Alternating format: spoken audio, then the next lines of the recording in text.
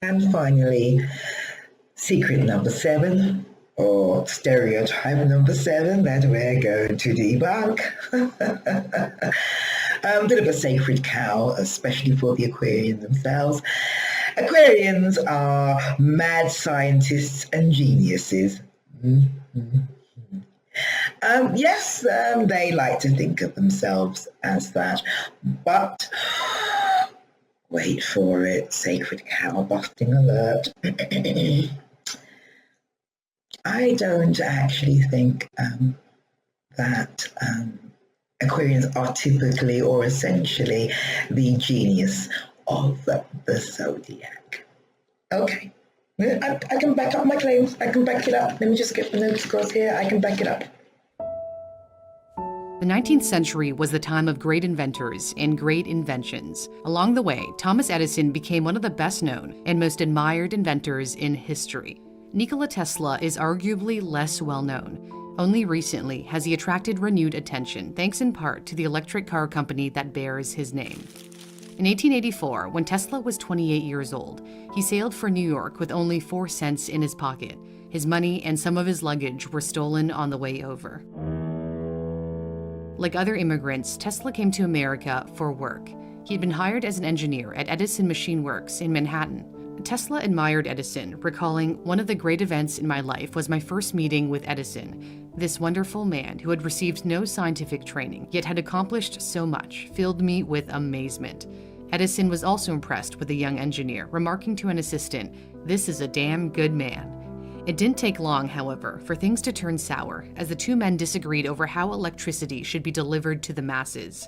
In 1879, Edison created the first practical incandescent light bulb and then built a system to carry electricity so people could use his new invention. He opened up his first power plant in New York in 1882, supported by his direct current electrical system, also known as DC. A network of underground cables would carry electricity from a generator to homes and businesses. But his DC generators kept failing, so he hired the young Serbian engineer to improve them. Tesla saw the weaknesses of direct current, which travels through a power line in one direction at a constant voltage. But there's a critical flaw. It can only go up to a mile before losing power. Tesla felt he had come up with a better solution: alternating current. AC periodically changes direction and can also vary its voltage. The crucial advantage is that it can travel hundreds of miles without losing power. Yet when Tesla tried to convince Edison of the advantages of AC, his boss wasn't having any of it. Edison didn't want to lose the royalties he earned from his DC patents. Tesla claimed Edison promised him $50,000 if he could improve on his DC generators, and when he did, Edison refused to pay up and is said to have responded, "Tesla, you don't understand our American humor." So Tesla quit after just a few months on the job, writing in his diary, "Goodbye to the Edison Machine Works." Tesla set out on his own, hoping to find investors interested in his concept for an AC motor, which he had patented. Yet he struggled. Alternating current was a totally new technology, not something anyone had ever seen before. He even briefly had to resort to digging ditches just to survive. But there was one person who took a chance on him. Entrepreneur George Westinghouse saw the potential of AC. He believed AC was the missing link in long-distance power transmission, so he purchased Tesla's AC patents for $60,000 and offered Tesla stock and royalties of $2.50 for each horsepower of electricity sold. All of this is worth millions today. Edison tried to do everything he could to discredit Tesla's AC system so that DC would be the preferred choice to power homes. He found an ally in J.P. Morgan, at the time the most powerful banker in America. This would lead to the birth of General Electric. The battle against Tesla and Westinghouse is now known as the War of the Currents. And in many ways, it was a propaganda war. I don't want to upset the Aquarians. And yes, you are very special and you are a great innovator. No doubt about it. Yeah. But innovation and creative genius are two different things. And there needs to be a different, we need to differentiate. Yeah.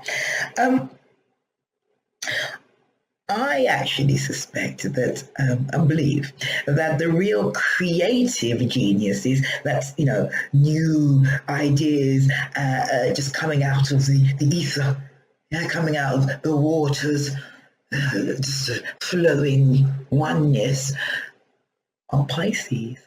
Yeah, I think the Pisces are the ones who become inspired in a way that I would describe as genius. I think that if we take a closer look, we will find, okay, so don't get too twisted, Aquarians. Don't go all bratty on me. You can't be serious, man. You cannot be serious! That Aquarians do innovate. I didn't say they couldn't invent, but their remit tends to be words that begin with re.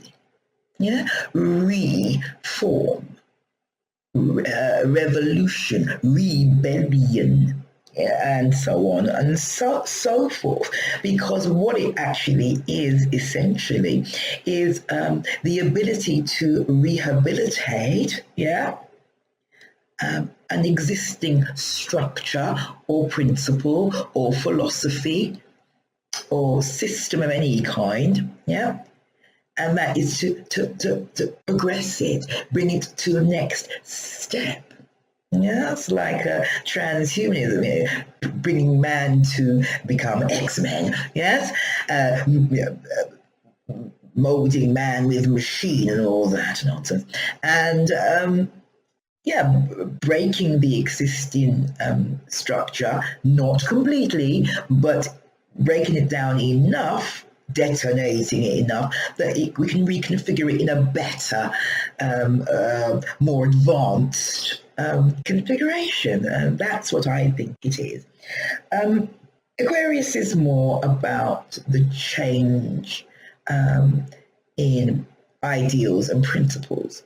Much more so. I'm not saying there aren't any Aquarian inventors. Of course there are. But again, like I said, I don't really think that is the core. That kind of spontaneous creativity is the core, the heart of the Aquarian remit. Yeah? So, yeah. Now, on that note, forgive me, Aquarius. Yeah, you are, you're the fire starters. Here we go. 12 archetypal Aquarians. Once again, these are not necessarily my favorite, but they typify the Uranian and the Aquarian themes and principles. And I think you'll find that whether it's Oprah revolutionizing daytime television, or John Travolta spearheading the emergence of disco, or Angela Davis, the face of the civil rights movement of the 60s, or anything else, or even Shakira, I don't know why I call it Shakira, using those hips to become perhaps the most prominent Hispanic, Latino, whatever you want to call it, superstar, bringing their unique style to America. I think you'll find that all their achievements involve the word re. So take it away. Thank you. Bye bye for now. Enjoy.